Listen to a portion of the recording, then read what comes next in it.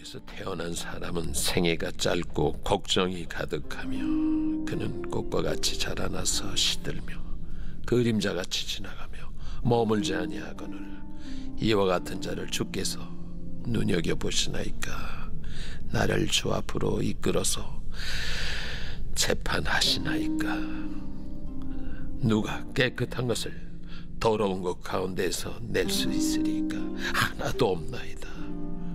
그의 날을 정하셨고 그의 달수도 주께 있으므로 그의 규례를 정하여 넘어가지 못하게 하셨사온즉 그에게서 눈을 돌이켜 그가 품꿈같이 그의 날을 마칠 때까지 그를 홀로 있게 하옵소서. 오늘 제목이 앞서 일하시는 하나님인데, 오늘 이제 성경 구절이 6절인데요. 일단 그 첫째 절하고 둘째 절은 1, 2절이죠. 그건 이제 욥이 하나님이 인간은 너무 연약한 인간이 아닙니까? 지금 그런 이야기입니다. 여인에게서 태어난 사람은 그러니까 태어나는 것도 약함으로 상징되는 여인에게서 태어났다. 생애가 짧고 걱정이 가득하다. 이게 인생이다. 그 다음에 인간은 꽃처럼 피었다가 시들고 그림자처럼 덧없이 지나간다. 그러니까 이게 인간이 얼마나 하나님이 연약합니까? 지금 그 이야기를 하고 있는 거고, 그 다음에 이제 3, 4절은 뭐냐 하면 이렇게 연약한 인간을 하나님이 왜 주목을 하시고 그리고 하나님이 왜 심판을 하십니까? 그 3절에 보면은 나를 주 앞으로 이끌어서 재판하시나이까. 그런 연약한 인간을 도와줘도 모자란데 왜 하나님 앞으로 이끌어서 재판을 하십니까? 이게 과연 공정한 것입니까? 지금 의문이 생겨가지고 욥이 지금 이야기하는 거예요. 4절에 누가 깨끗한 것을 더러운 것 가운데에서 낼 수 있으리까? 그러니까 인간은 본질적으로 깨끗하지 못한데 하나님이 왜 깨끗한 것을 그렇게 찾으십니까? 우리가 인간이 연약하고 죄인이고 한계가 있는데 왜 하나님은 완벽한 것을 요구하십니까? 이렇게 지금 말하고 있는 겁니다. 그러니까 이게 뭐냐면 욥이 지금 약간 시험에 들어서 그런 거거든요. 친구들이 계속해서 욥을 공격하잖아요. 분명히 네가 뭔가 문제가 있고 남은 모르지만 뒤에서 죄를 많이 짓기 때문에, 흠이 있기 때문에 너에게 고난이 있는 거다. 계속 이렇게 욥을 공격하니까 마음에 시험이 들어가지고 하나님이 연약한 인간이 아닙니까? 그런데 연약한 인간에게 완벽을 요구하면 어떡합니까? 그런 지금 하소연을 하고 있는 거거든요. 그러고는 5절 6절은 뭐냐 하면은 그의 날을 정하셨고 그의 달수도 주께 있으므로, 이 말은 뭐죠? 인생이라는 게 영원히 살지 못하고 다 정해진 날이다 이거지. 그건 정해진 날인데 그의 규례를 정하여 넘어가지 못하게 하셨사온즉, 이 말은 뭐냐 하면은 정해진 날이라 이 말이죠. 근데 고난만, 나처럼 이렇게 고난만 당하다가, 그냥 짧은 인생인데 고난만 실컷 당하다가 가면 어떡하겠습니까? 그러면서 6절에 보면 그에게서 눈을 돌이켜 그가 품꿈같이 그의 날을 마칠 때까지 그를 홀로 있게 하옵소서. 좀 하나님 가만 놓아두세요. 내가 왜 이렇게 고난을 당합니까? 지금 이렇게 욥이 하나님께 하소연을 하고 있는 거죠. 그런 내용입니다. 욥이 이런 연약한 인간을 지금 시험에 들어가지고 왜 이렇게 하나님은 엄격하게 다루십니까? 그래서 하나님은 도대체 어떤 분이십니까? 그러니까 욥은 하나님을 그동안은 안다라고 생각을 한 거죠. 근데 지금 생각해 보니까 자기가 하나님을 잘 아는 것 같지가 않는 겁니다. 그래서 어찌 이러십니까? 하나님 왜 이러십니까? 진짜 하나님을 알기를 원했던 거죠. 욥의 세 친구들은 소위 말해서 이제 그 주워들은 이야기, 죄가 있어서 다 벌을 받는 거다, 그 이야기만 계속하고 있으니까 욥의 세 친구들은 하나님을 개인적으로 인격적으로 전혀 모르는 사람들이에요. 공허한 이론만 있는 그런 사람들입니다. 욥은 훨씬 낫지만 그래도 지금 자기가 어려움을 당하고 친구들이 뭐 위로한답시고 와가지고 자기를 그렇게 공격을 하니까 과연 하나님이 어떤 분이신지, 왜 하나님이 이렇게 혹독하게 나를 다루시는지 그런 의문으로 가득한 거죠. 결국 나중에는 알게 됩니다. 고난을 통해서 하나님이 어떤 분이신지를 알게 됩니다. 왜냐하면 고난의 문제를 해결을 해야 되니까 계속 하나님, 오늘 본문처럼 하나님하고 토론을 하고 하나님과 씨름을 하고 막 하나님하고 막 고민을 하고 막 질문을 하고 이런 과정, 고난이 없었으면 이런 과정은 없겠죠. 예, 그래서 결국은 욥이 나중에 하나님을 잘 알게 되거든요. 하나님을 알아야 인생의 문제가 풀립니다. 왜냐하면 우리 인생이 하나님으로부터 왔기 때문입니다. 하나님으로부터 왔잖아요. 그래서 욥은 나중에는 하나님을 잘 알고는 완전히 다른 차원의 삶을 살고 그리고 갑절의 복을 받게 되었습니다. 그것뿐만 아니죠. 오고 오는 수많은 세대의 사람들에게 영감을 주고 욥의 인생은 그 고난 당하는 사람에게 큰 위로가 되는 그런 족적을 남기게 된 것이다 라는 것입니다. 그러니까 욥기라는 것은 결국은 하나님이 어떤 분이시냐, 이게 이제 욥기의 핵심이에요. 그의 내용의 거의 대부분은 그런 이야기입니다. 그런 것을 토론하는 내용입니다. 예, 하나님은 어떤 분이신가? 여러분은 하나님을 어떤 분으로 생각하십니까? 여러분의 하나님, 특별히 요즘 지금 하나님은 어떤 하나님으로 지금 일하고 계시는지에 대해서, 그렇죠? 하나님은 어떤 하나님이시며 어떤 하나님으로 지금 일하고 계신지에 대해서 알고 있습니까? 그런 면에서 우리가 깨어있기를 원합니다. 아, 하나님은 이런 하나님으로서 지금 일하고 계시군요. 이렇게 깨어있어야 된다. 하나님에 대하여 깨어있는 것이 가장 중요합니다. 인생에서 가장 중요한 게 바로 이 부분입니다. 하나님에 대해서 깨어있는 거다. 왜냐하면 우리가 하나님으로부터 왔잖아요. 하나님이 세상을 주관하시잖아요.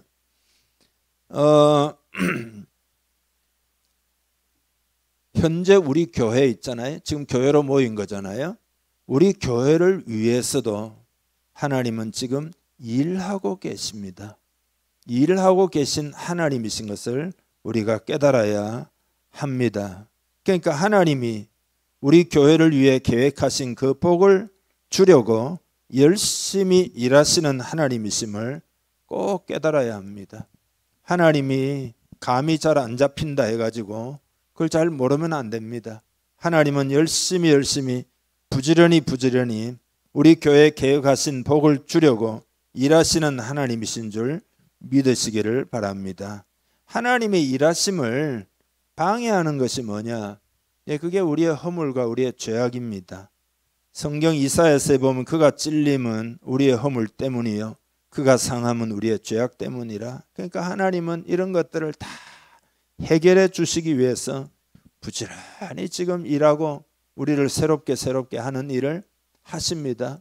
목적은 우리를 위해서 일해 주시기 위해서, 우리를 축복하시기 위해서, 우리를 귀하게 쓰시기 위해서 하나님은 오늘도 부지런하심을 여러분 기억하기를 바랍니다. 하나님은 그런 하나님이십니다. 성경에 보면 하나님이 여세 동안 천지를 창조하셨습니다. 첫째 날에는 빛을 만드시고 둘째 날에는 궁창 위의 물과 궁창 아래의 물로 나누고 하늘이 생겨나도록 하셨죠. 셋째 날에는 천하의 물이 한 곳으로 모이고 육지가 드러나고 열매 맺는 나무와 풀이 자라게 하셨죠. 넷째 날에는 해와 달과 별을 지으셔서 낮과 어둠을 비추게 하셨습니다. 다섯째 날에는 공중의 새들과 물속의 갖가지 물고기들을 다 만드시고 여섯째 날에는 각종 짐승과 땅에 기는 것, 뛰는 것, 곤충들 그런 거를 다 만드셨죠. 물론 이때까지 사람은 없죠. 사람은 맨 뒤에 만드셨으니까. 그래서 결국 마지막에 사람도 지으셨습니다. 이렇게 하나님은 부지런히 창조하는 일을 하셨고, 창조 사역뿐만 아니라 구원 역사도 하나님이 일을 하신 결과입니다. 우리가 예수 믿어 구원받는 것은 우리의 능력이 아니잖아요. 하나님이 일을 하신 결과죠. 아담과 하와가 하나님을 반역하고 타락해서 죄가 세상에 들어오고 마귀가 세상을 지배하는 비극이 일어났지만, 하나님이 이 세상을 구원하시기 위해서 구원 계획을 하나님이 다 세우시고, 그리고 하나님이 다 실행하시고, 우리의 구원을 위하여 독생자까지 보내시고 부지런히 일을 하셨다 이 말이죠. 예. 그래서 우리 주님이 성부 하나님의 보내심을 받고 이 땅에 오셔서 인간의 죄와 죽음, 저주와 절망과 질병을 다 짊어지시고 십자가에 달리셔서 못 박히시고 옆구리에는 창을 받으시고 피와 물을 쏟으시고 다 죽으셨다. 그래서 구원을 다 이루신 주님이시기 때문에 내가 다 이루었다, 마지막 운명하기 전에 말씀하셨습니다. 인류 구원을 위하여 하나님이 모든 일을 다 하셨다 이 말이죠. 내가 도와준 게 아니잖아요. 누가 도와준 게 아니잖아요. 하나님이 홀로 다 하셨다. 구원의 계획도 하나님이 하셨고 구원의 실천도 하나님이 다 하셨고, 구원 역사를 우리가 도와드릴 수 있는 부분이 아닙니다. 그거는 사람이 사람을 어떻게 구원합니까? 홀로 그 일을 하실 수밖에 없죠. 그리고 우리가 하나님의 성령으로 살아가고 성령 충만을 받고 이런 것도 하나님이 다 이루어 놓으신 겁니다. 우리의 힘과 노력으로 성령의 충만함을 받을 수 있는 게 아닙니다. 하나님의 은혜를 베푸시기 때문에 받을 수 있는 거죠. 오직 믿음으로 받는 거죠. 디도서 3장 5절을 한번 읽어봅시다. 우리를 구원하시되 우리가 행한 바 의로운 행위로 말미암지 아니하고 오직 그의 긍휼하심을 따라 중생의 씻음과 성령의 새롭게 하심으로 하셨나니, 우리 구주 예수 그리스도로 말미암아 우리에게 그 성령을 풍성히 부어주사. 아멘. 성령을 받을 수 있도록 하나님이 다 준비하셔서 하나님의 영을 부어주신다. 이 시간에도 예배하는 이 시간 하나님의 영을 부어주시는 줄 믿으시기 바랍니다. 천국도 다 이루어 놓으신 거다 이 말이죠. 요한복음 14장 1절에서 읽겠습니다. 너희는 마음에 근심하지 말라. 하나님을 믿으니 또 나를 믿으라. 내 아버지 집에 거할 곳이 많도다. 그렇지 않으면 너희에게 일렀으리라.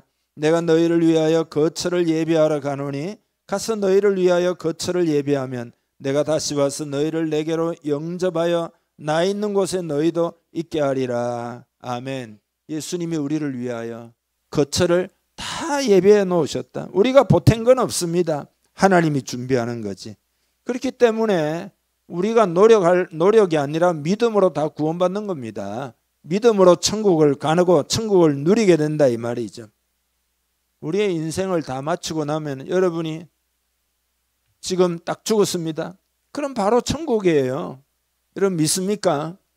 그러니까 죽는 그 순간이 약간 두려울 뿐이지 눈 한번 탁 질끈 감고 나면 그 다음에 천국이에요. 하나님이 우리를 위하여 다 준비해 놓으신 거다. 큰 은혜다. 그런 이야기입니다. 그것뿐만 아닙니다. 우리의 개개인의 구체적인 삶을 위해서도 다 준비해 놓으신 하나님이신 것을 여러분 믿으시기를 바랍니다. 이걸 꼭 깨달아야 합니다. 우리의 미래도 다 준비해 놓으셨어요. 내가 예를 들어 뭘 하고 살아야 되나, 어찌 살아야 되나, 뭐 이 문제는 어찌 해결해야 되나, 인생은 갖가지 고민을 갖고 있지만 하나님이 다 준비해 놓으셨다 이 말이에요.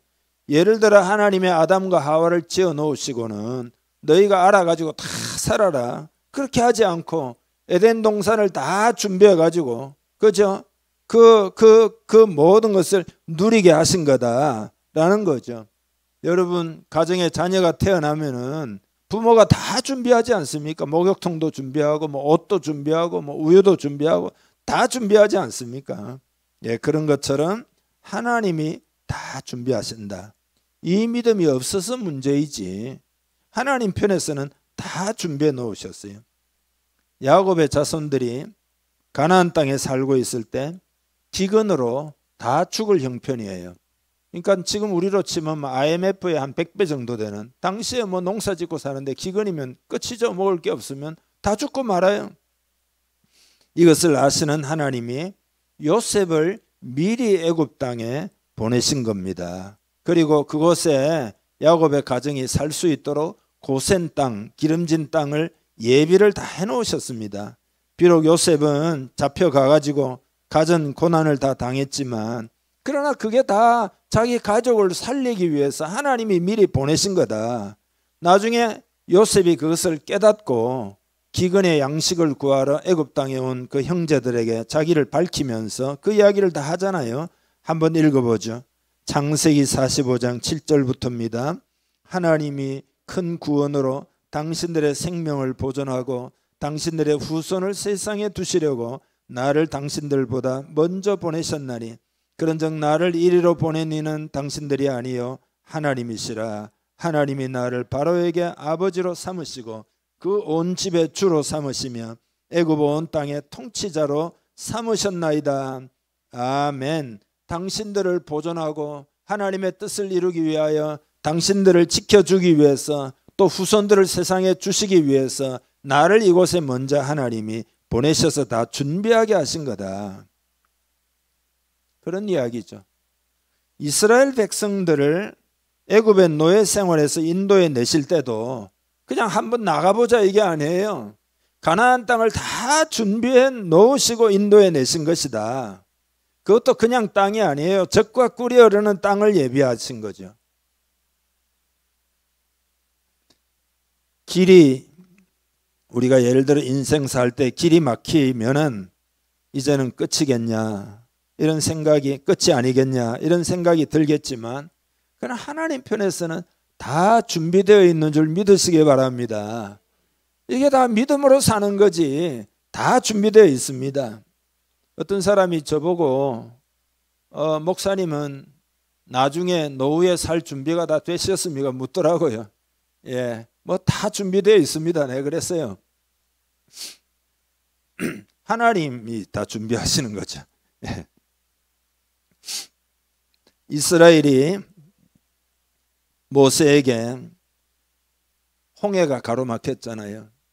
뭐라고 그럽니까? 우리를 애굽에 그냥 두지 왜 이곳으로 몰고 와서 홍해물에 빠져 죽게 만드느냐, 원망하잖아요.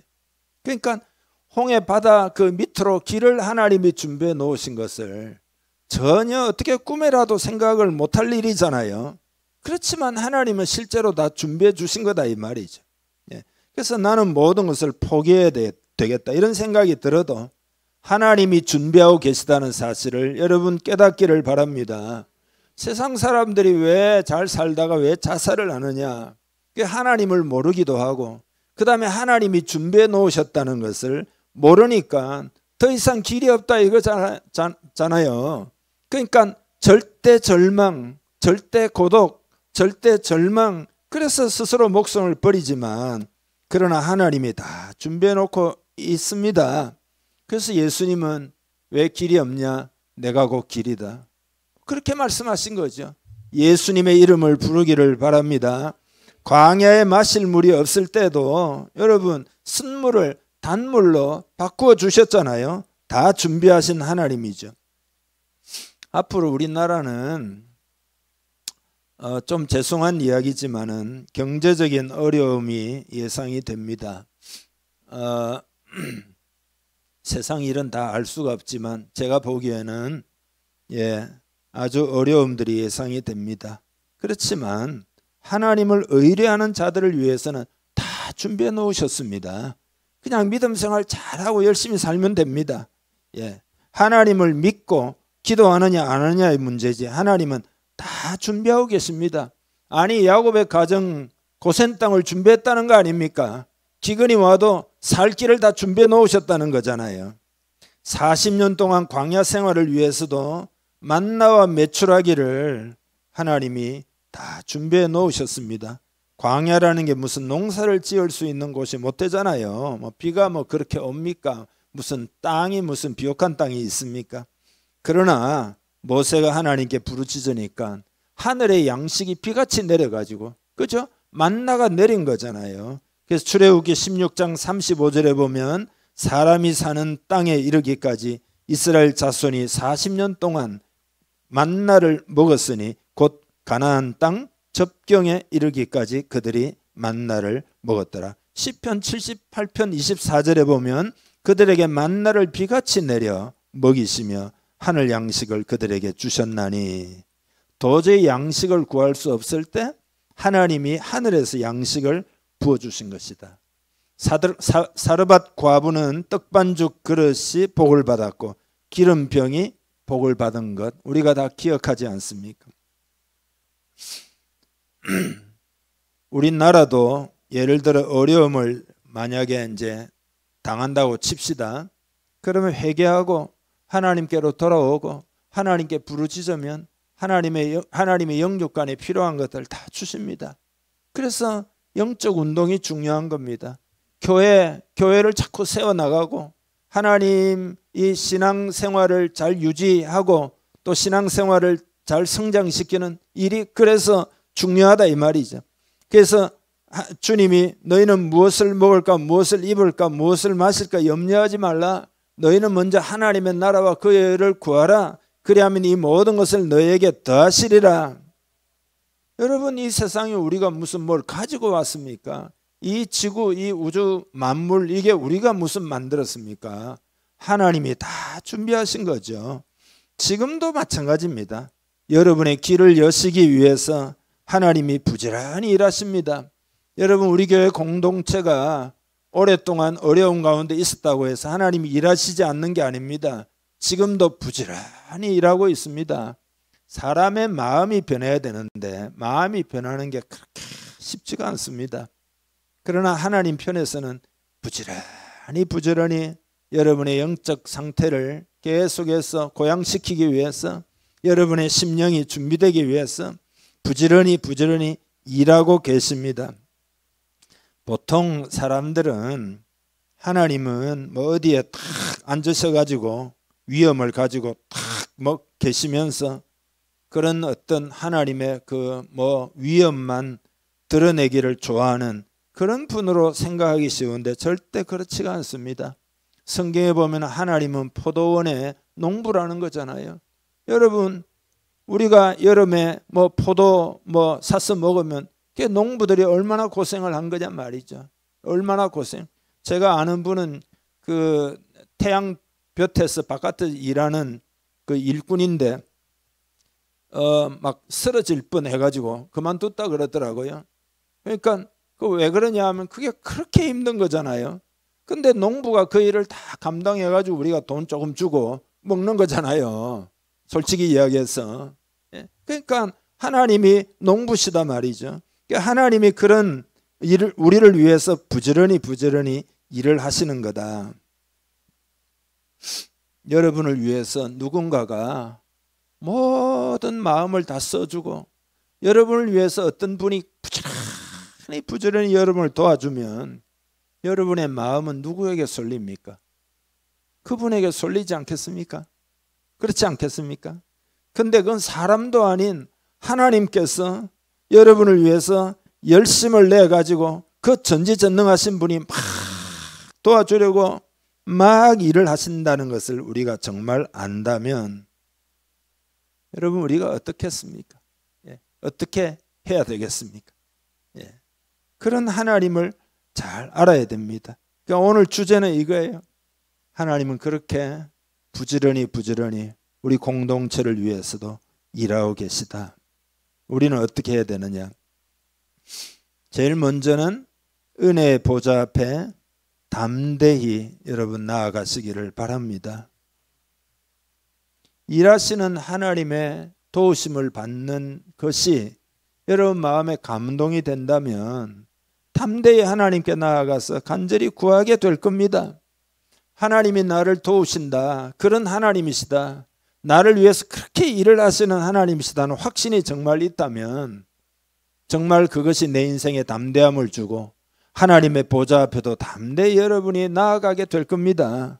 히브리서 4장 16절이 그 말씀이죠. 읽어보죠. 그러므로 우리는 긍휼하심을 받고 때를 따라 돕는 은혜를 얻기 위하여 은혜의 보좌 앞에 담대히 나아갈 것이니라. 아멘. 그런 하나님을 생각하면 담대함이 생기잖아요. 그래서 하나님께 나아가서 간절히 구하지 않겠냐 이 말이죠. 예를 들어 여러분이 하나님이 도와주실까? 안 도와주실까? 그러고 있다면 그 하나님에 대한 믿음이 없는 거죠. 담대함이 없는 거죠.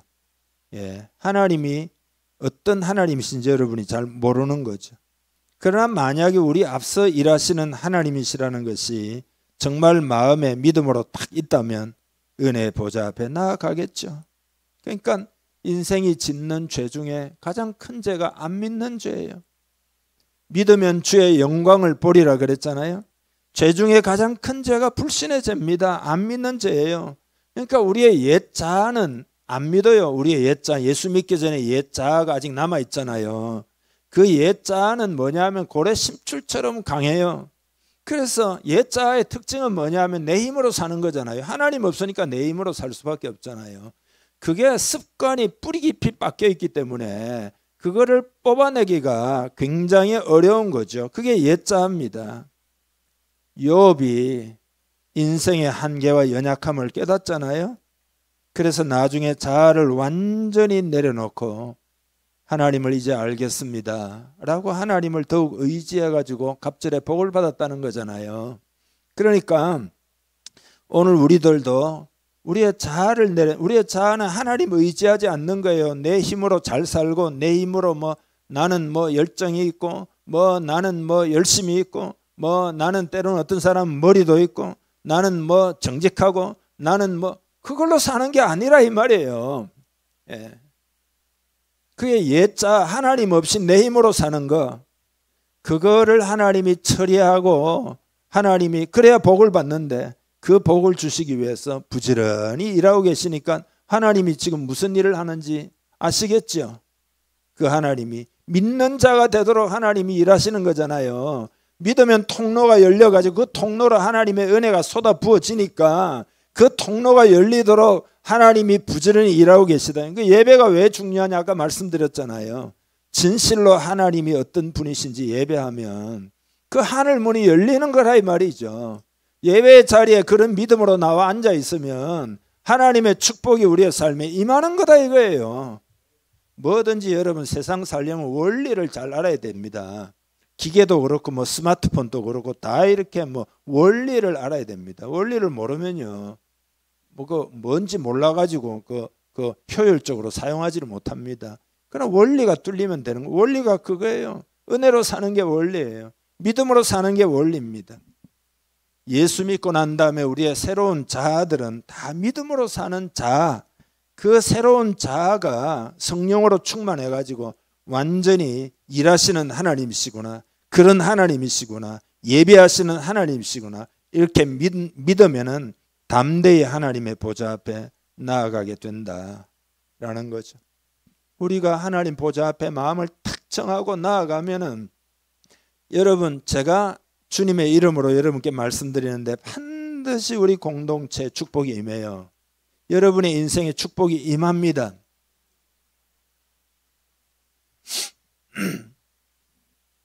우리가 이제 천국도 예비했다 그러잖아요. 천국 못 가는 이유는 죄를 많이 지어서 천국 못 가는 게 아니에요. 믿지 않아서 못 가는 거지. 나쁜 행동을 많이 했기 때문에 천국 못 가는 게 아니에요. 아니 예수님 십자가에 달리실 때 그 강도한 사람은 평생 강도짓하다가 구원받았잖아요. 회개했으니까, 믿었으니까. 오늘 네가 나와 함께 낙원에 이르리라 그랬잖아요. 천국 못 가는 거는 무슨 안 믿는 것 때문에 그래요. 예를 들어 여러분 김대두 같은 사람이나 무슨 옛날에 지존파 이름이 뭐죠? 조현양인가? 그런 사람도 다 구원받았잖아요. 믿음으로 구원받은 거잖아요. 그러니까 예배의 자리는 그런 의미가 있는 거죠. 믿음으로 예배하면은 그 하늘문이 열리는 거다. 그런 거죠. 구원도 다 믿음으로 받잖아요. 에베소서 2장 8절에 보면 너희는 그 은혜에 의하여 믿음으로 말미암아 구원을 받았으니 이것은 너희에게서 난 것이 아니요 하나님의 선물이라. 우리로 하여금 자랑치 못하게 하려 함이라. 우리 인생을 자랑하지 말고 하나님의 은혜를 의지하고 하나님 믿습니다 할 때 하나님의 축복이 온다 이거예요. 사탄이 뭘 방해하느냐? 여러분 사탄 하는데 사탄의 방해의 핵심이 뭐냐? 하나님 앞에 담대히 나아가는 것을 방해하는 게 사탄의 핵심이죠. 사탄의 입장에 서면 하나님께 나아가지 마라, 나아가지 마라, 나아가지 마라, 믿지 마라, 믿지 마라, 믿지 마라. 하나님 믿다가 큰 코 다친다. 이게 사탄의 일이죠. 도우심을 못 받도록.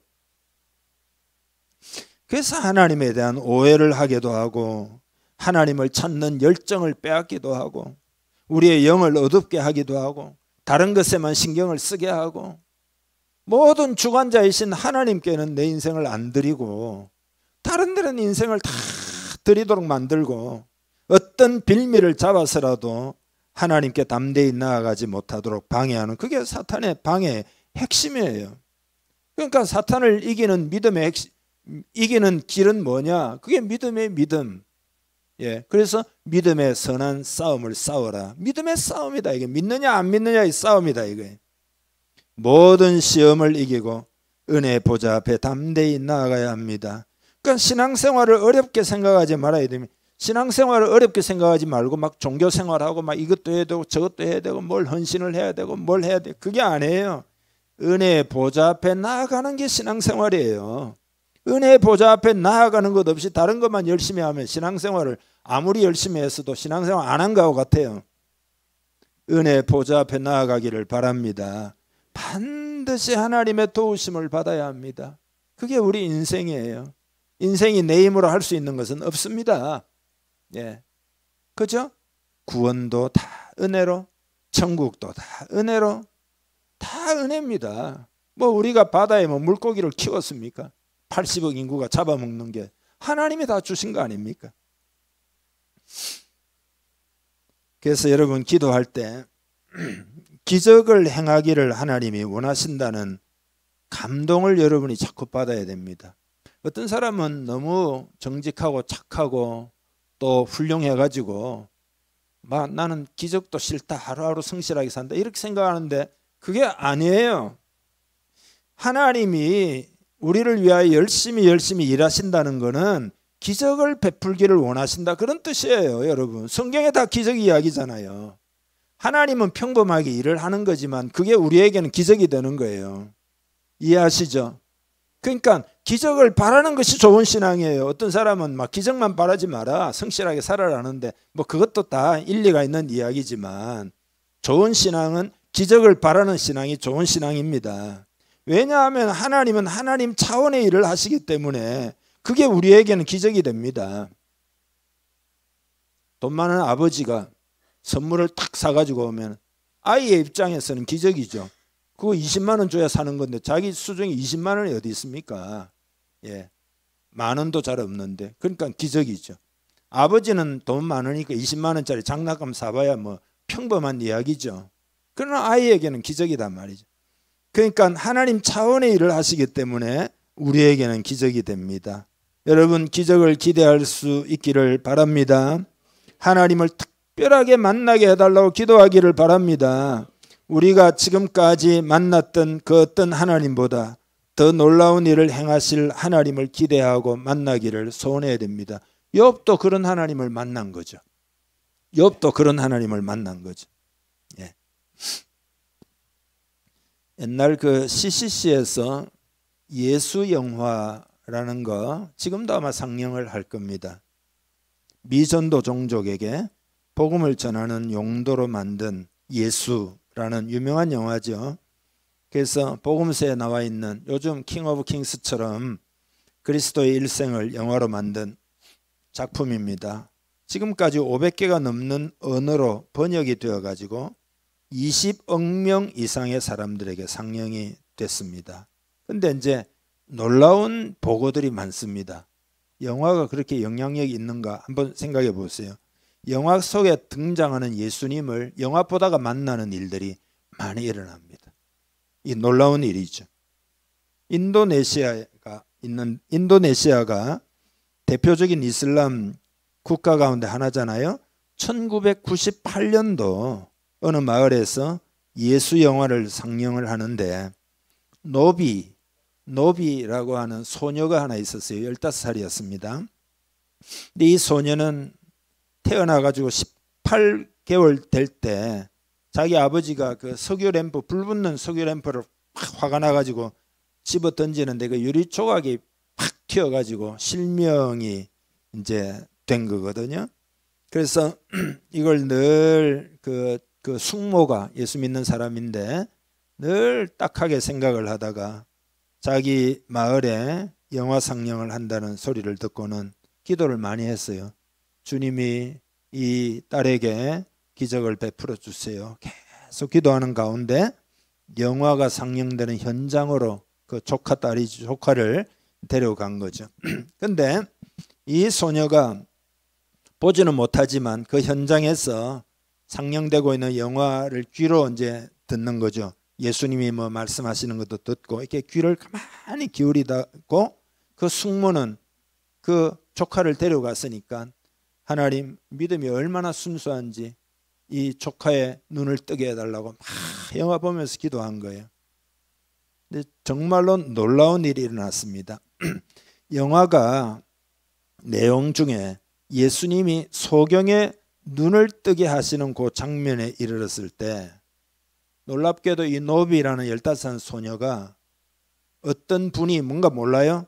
어떤 굉장히 부드러운 손이 자기 눈을 갖다가 계속 만지는 그런 실제 그 느낌을 느낀 거죠. 그리고 그 손길이 이제 영화가 똑같아요. 영화 손길이 사라지면서 정말로 그 소녀가 눈을 뜨게 됩니다. 그러고는 스크린을 딱 보는데 예수님을 보는 거죠. 그리고 자기 숙모를 보는 거죠. 완전히 나음을 받아가지고 그 다음에 이제 이 예수 영화 상영하는 팀에서 이 아이를 데리고 다니면서 상영할 때마다 이제 간증을 시키니까 얼마나 많은 사람이 구원을 받겠습니까? 수많은 무슬림들이 예수님께 돌아오게 된 그 보고가 있습니다. 여러분 이거 만들어낸 이야기 아닙니다. 실제로 일어난 일입니다. 예수님의 삶은 기적으로 가득 차 있잖아요. 귀신 들린 사람을 자유케 하고 소경의 눈을 뜨게 하고 그죠? 뭐 귀머거리의 귀를 여시고 안전뱅이를 이렇게 세우시고 중풍병 환자를 고치시고 근데 그 기적이 2000년 전으로 끝난 게 아닙니다.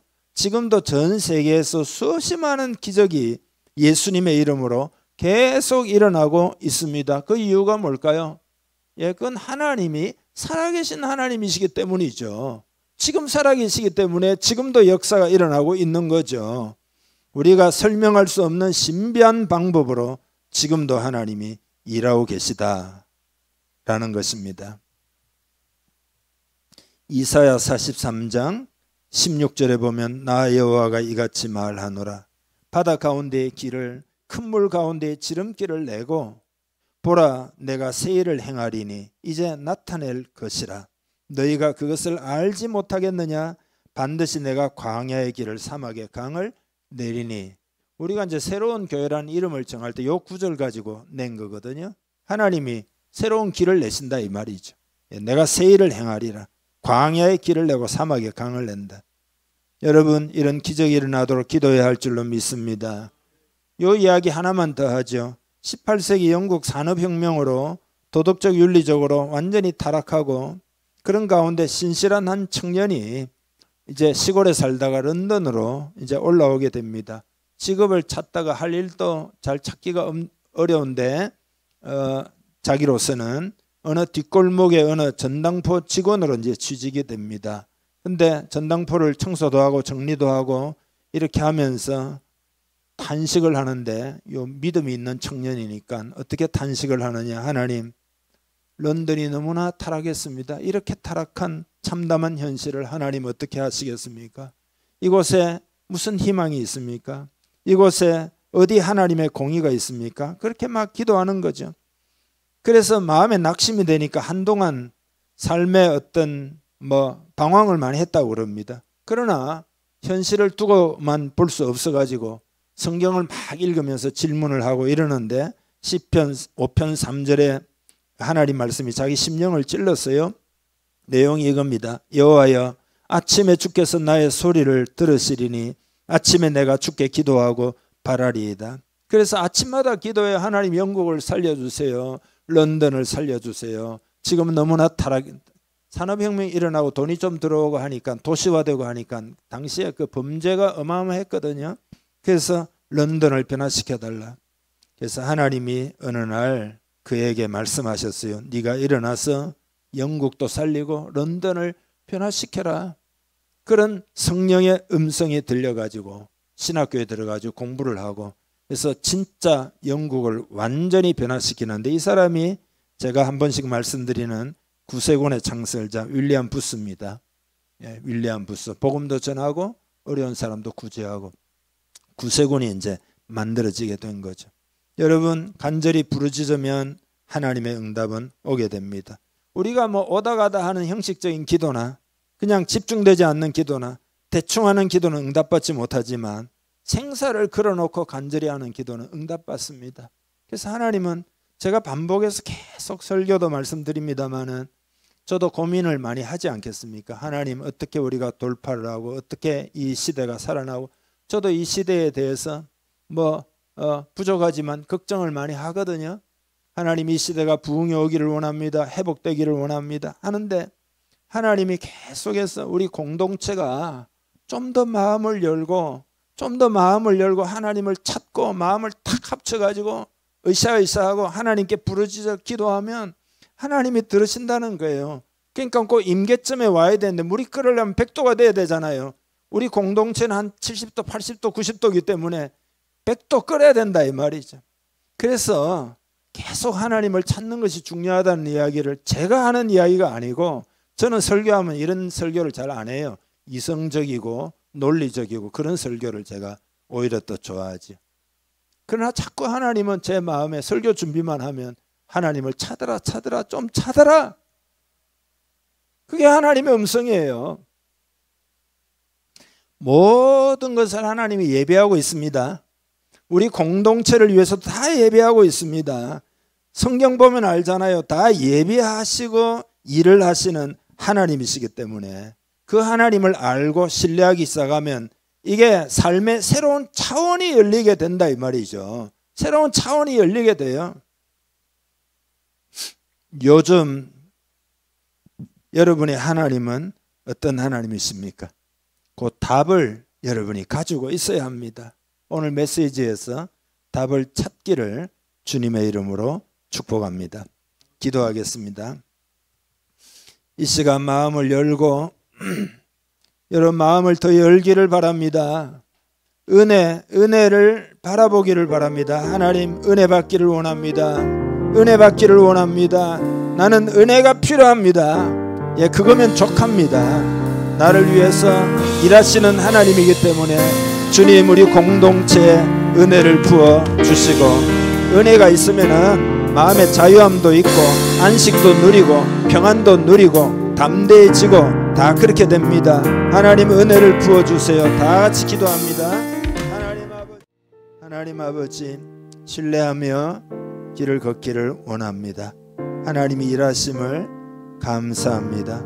모든 것을 예비하고 계심을 감사합니다. 구원도 예비하셨고 천국도 예비하고 계시고, 그리고 치유도 예비하고 계시고 모든 복들도 다 예비하고 계시고, 하나님의 보좌 앞에 담대히 나아가서 그 은혜를 구할 때 그 복을 주시는 하나님이신 줄 믿습니다.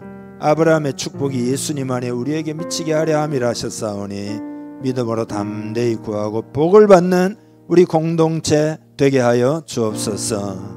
감사하며 예수님의 이름으로 기도하옵나이다. 아멘.